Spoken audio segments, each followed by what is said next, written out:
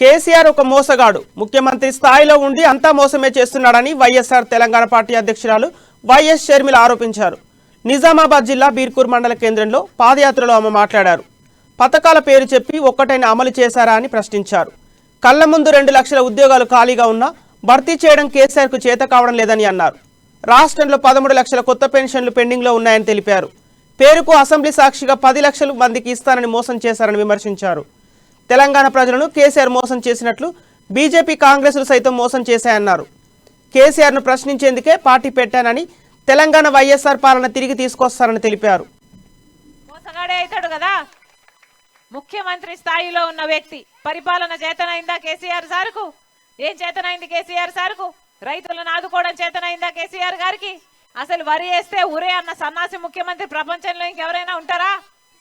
కౌలు రైతును రైతే కాదన్నాడే. 5,000 ఇస్తున్నాడు రైతు బంధు కింద. రైతుల్ని కోటీశ్వరులను చేసేస్తున్నానని గొప్పగా చెప్పుకుంటున్నాడే కేసీఆర్ సారు.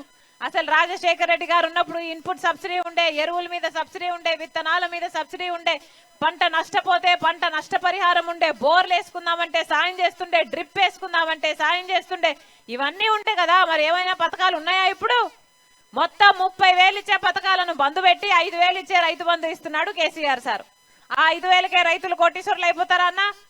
రుణమాఫీ చేయకపోతే 5,000 ఆ మిత్తికే సరిపోతుంది కదా.